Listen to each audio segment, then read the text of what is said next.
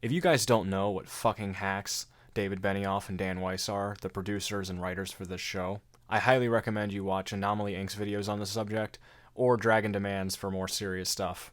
So I wanted to make this video about the game revealed videos that HBO releases in relation to their Game of Thrones episodes, because it seems like no one else has really picked on how fucking ludicrous some of the shit they say in this is, and it just infuriated me. So, here we go. Episode 5 should just be called Holy Shit. Holy shit, you ruined one of the staple characters from the show. Because we started reading the outline and just went, holy shit. I think, what the fuck would be more apt here. We set fire to 22 people, twice. Should have started with Benioff and Weiss. King's Landing traditionally has been Dubrovnik. The thing about Dubrovnik is it's a really beautiful city and they love it and they don't want us to, burn it down. Game of Thrones was beautiful and we loved it, and you burned it down, you son of a bitch. There was so much thought that went into every single section. But not in the script. There wasn't a lot of time up our sleeve that we could take weeks to change the set over into a destructed stage. Why not? They had 2 years and $100 million to film this. Were they just drinking and partying for the first 1 year and 6 months? What the fuck? I don't even blame this poor woman. The conversation probably went something like this. She goes up to D&D's office door and... Hello? Hey, what are you... Hey, stop back. Someone's at the door. Yeah, come in. I just wanted to ask if you had the scripts ready yet? The new season premieres in 6 months, so... Scripts? Yes, the scripts for Game of Thrones season 8? Yeah, we'll forward them to you tomorrow. Right, David? Yeah, you'll get them by morning. Okay, I just wanted to make sure that... Alright, bye. Hey, do you know where I put my pen? Nikolai and I said the other day, we'll never be on anything that is this vast ever again. Well, I hope D&D haven't destroyed your careers that badly, Nahidi. What we didn't want them to see was get the view looking down the King's Landing street. So we stuck up a 5-high container wall, and that problem died down pretty quick after that. I don't think that wall's going to be big enough to separate D&D from the criticisms of this season. If Jon hadn't told her the truth, if Cersei hadn't betrayed her, if Cersei hadn't executed Missandei, if HBO hadn't hired you to write for this show. if all these things had happened in any different way, then I don't think we'd be seeing this side of Daenerys Targaryen. What? If Tyrion betrayed Varys? Tyrion is responsible for Varys' execution? They're best of friends. Preach! He puts his hand up to touch Varys. What Connolith did that I really liked is his reaction, which was shock. He did that this one time, and I said to him, why did you do that? He said, well, he's never been touched before. And it was cool.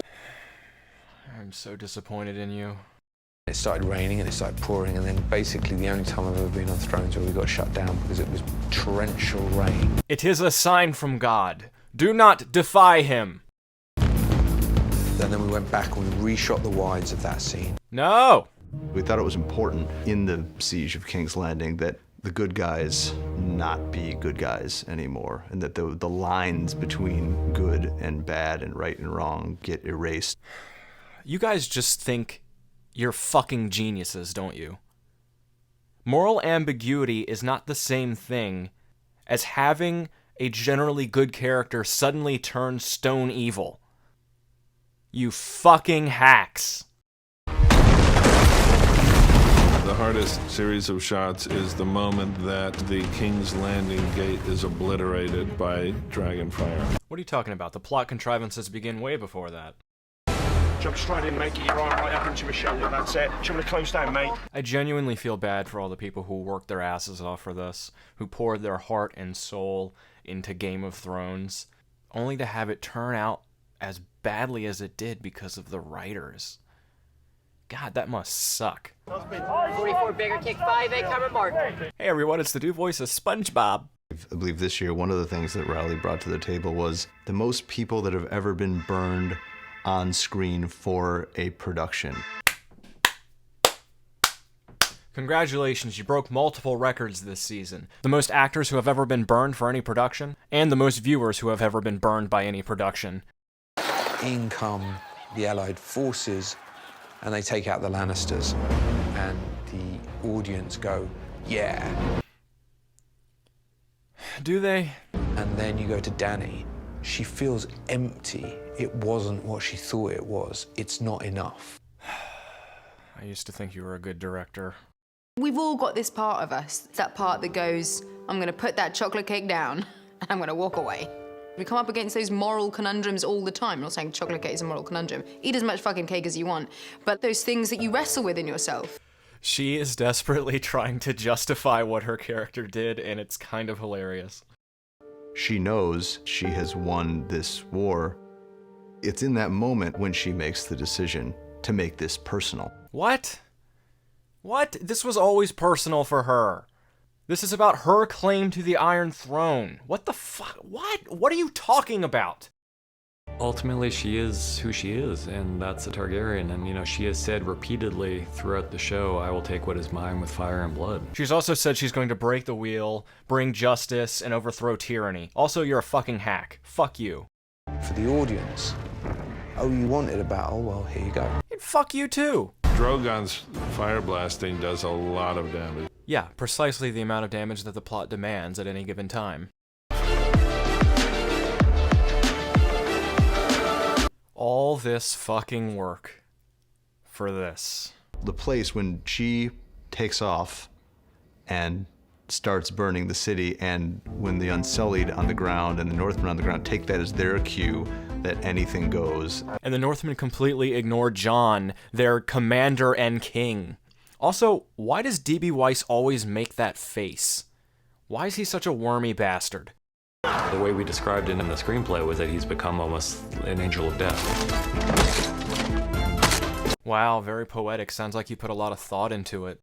The beheading came from the idea to take the audience to a place where they felt that they shared the bloodlust of the Starks, so they wanted to see these people get creamed and then to give them what they wanted. This is not what anyone wanted. Fuck you. There's a great shot that Miguel got. You just have the Lannister soldier who's guiding the civilians of King's Landing to safety, and the good guy in this shot is a guy in bad guy armor, and the bad guys in this shot are the ones who are doing all of these horrific things. This is literally the clip that inspired me to make this video. This is the level that D.B. Weiss and David Benioff are at. Good guy not good anymore. Good guy bad now. Bad guy doing good things. Are you fucking kidding me? It's gonna be very funny for Denmark because two of their actors are gonna fight it off. The Dane Bowl. Look at them, even the actors can't take this seriously. A little bit disconcerting when they start talking Danish to each other, because I'm not sure whether they're changing a move or conspiring to do something that we don't want them to do. You made them do the thing we don't want them to do. A normal person would not swim to shore just so he could murder one other person.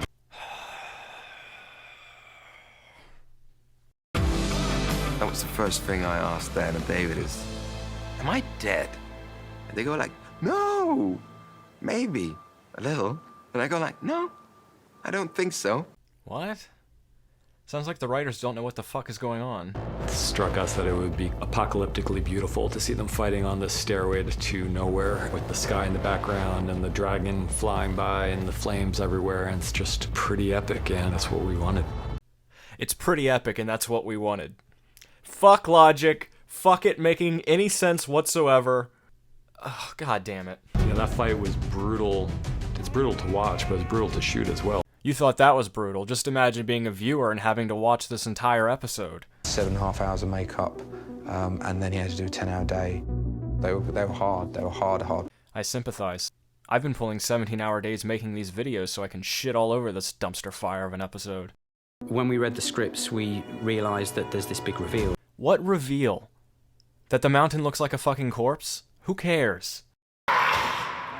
Cut! Rory was like, I mean, sometimes we thought he was dying on the stairs in between takes, literally. I just want to point out that I really do have mad respect for the actors on this show. and just mad respect for the amount of work and effort that they put into this, and the fact that they, by and large, did an excellent job, even though the writing was a shit show. I was just like, I just want you to just, when I say action, just fucking smash that as hard as you possibly can. Pretend it's Rory's head. Ooh, I want to do this. Only I'm going to pretend that it's David Benioff and Dan Weiss's heads. You kind of have to avoid giving the audience exactly what they want, because then things start to become predictable. Fuck you. We've always wanted to see these two face off, and they finally did. And it was as satisfying as a hand job in a truck stop toilet. You needed a perspective to carry you through this horror. We thought Arya was the best person. Here it is. Here's where they literally admit that the only reason that Arya left the Hound was so that she could be a viewpoint character for the audience. Fuck plot, fuck logic, fuck Arya's entire arc up until now. Cersei Lannister was one of the first people on her list, and she's been repeating Cersei's name every night before bed for 7 fucking seasons. Fuck that. We need Arya to make people care about this stupid abortion of an episode and this retarded Daenerys destroys King's Landing plot. Fuck! So I think definitely when you came in here, that thing, the first thing I looked around said, fuck, I'm fucked. You're fucked. I'm fucked. The audience is fucked. We're all fucked. And she is just cannon fodder. All of the characters are cannon fodder. None of the characters are characters anymore. We want the audience to think that she's dead for like a second, but audiences are too smart for that. A mentally handicapped monkey is too smart for this. Delta mark, 48 frames. Bravo, 69. Delta, take 1 on the end. Holy shit, we have a new SpongeBob contender. Originally shot to be this really long one. Of course it was, because getting the cool shot matters a lot more than plot logic. And she sees a white horse because it's symbolic and beautiful. Maisie Williams doesn't even know what the fuck this is supposed to be symbolic for. It's symbolic and beautiful. Okay. And then she hops on and gallops off and makes it out of the city. Maisie's body language here is like, this is so stupid, this is so stupid, this is so stupid, but I have to sell it.